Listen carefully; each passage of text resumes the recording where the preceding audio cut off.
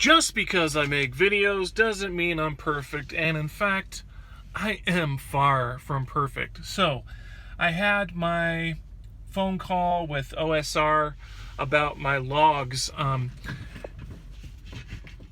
am not a trainer. I'm just a driver, so I'm giving you information as far as I understand it, as far as I know it.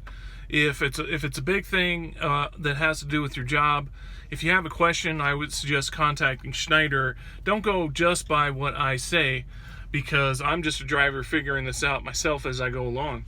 But apparently what's been happening is some of my things that I am doing isn't getting logged properly, and the way I was described to me is that, let's say you're driving, you pull into a customer, you're still on drive duty because you're still driving.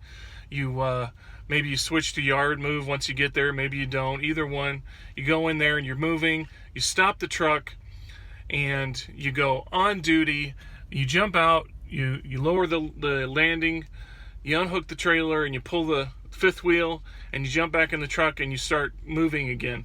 Okay? For me, that takes maybe a minute. Maybe.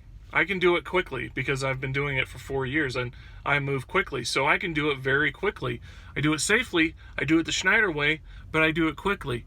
Here's the problem. I was told that those on-duty events don't even get logged if they're under 5 minutes. So when I said do it, log it as you do it, you actually have to log it as you do it, but then sometimes sit for 5 minutes for the log to be recorded. If this sounds like BS to you or wackadoo, talk to your DBL, but that's what I was told. That was my logs. If you're not going to have any trouble with your logs, don't do anything different. But apparently my logs got reviewed as a random review thing, and they said that I wasn't taking long enough to do tasks. So, that's over and done. The second thing that went on today is I went to pick up a relay. And I picked up the relay. The relay was pretty heavy. It's 78,440 pounds. And whoever relayed it didn't scale it, but you know, if it's not, that's not the biggest deal in the world, but it would have been appreciated because it's overweight, or it's not overweight, but it's loaded improperly. So I picked up the relay. First thing I do is go scale it. I go to scale it, and it's going into California, so the tandems have to be set at the 40-foot mark, and it would not scale with the tandems in that position. So I kind of messed around with it. I was like, maybe if it's one hole off, I can get away with it. Well, it turned out to be 4 holes that it needed to be further back, which is, those people, the DOT in California, my gosh, they have nothing to do except write tickets. And I can guarantee that the ones sitting at the weight scale, they see truck after truck after truck. If they see one set of tandems slid too far back, they're going to catch it. So I actually debated on this for a while. I was like, man, because it was a decent amount of miles. I was like, man, this could be a good weekend. I could just be driving all weekend, and it's mostly, Colorado into California, and I would only be in California for a short time, and I might get through. I might make it without getting pulled into a way station. And I was debating it for a while, but I don't gamble. I'm not a gambler. So those tickets can be hefty. So I just decided, you know what?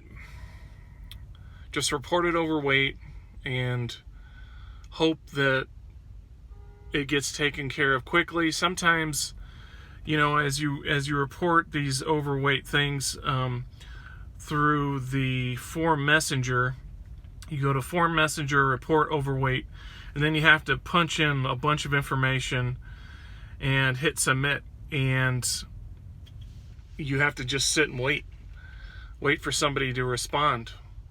So this may turn into an all-day thing, but I bit the bullet and just decided to report it and not push my luck. So that's what's going on. So I gotta take this relay back to the shipper. They had a scale on site. They have a scale on site. But the driver who picked up the load didn't scale it for California. He didn't look to see where the load was going. He didn't scale it for California. So he scaled it, but it's only legal in a few states, and California isn't one of them. And I got his name right here. I got his name. I'm not going to tell you his full name, but his first name is Andrew. Andrew, pick up a load, make sure you know where it's going, and scale it properly. That's all. So it's an honest mistake. It's an honest mistake. So especially if you're new and you're listening to this, don't think I'm calling out the new drivers. I don't mind if new drivers make a mistake once, but don't repeat the same mistake over and over again. So, you know, use this as a learning experience. You know, scale your loads. Look, if you're out west, if you're anywhere out west, you have to have California in the back of your mind at all times, because 75% of the loads out west are going to California. So you have to keep it in the corner of your mind. So if you pick up anything from Nevada or Arizona or Colorado or anywhere, check and see where it's going, and make sure you scale it for California.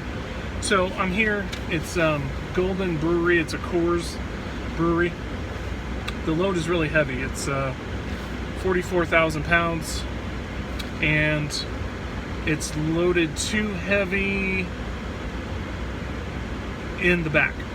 So they are going to rework it, but there's no telling how long. And my 14-hour clock's ticking. So this is one of those situations where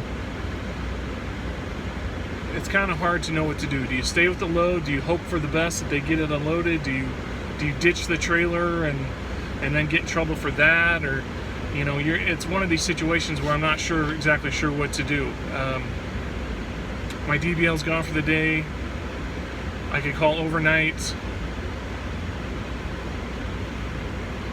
Anyway, that's what's going on today. You know, it's not a great day because I'm having to do all this stuff that I'm not getting paid for. But it's not the worst day. I didn't hit anybody. I didn't have an accident. My kids are okay. My kids are healthy. You know, it's all perspective. Anyway, catch you on the flip.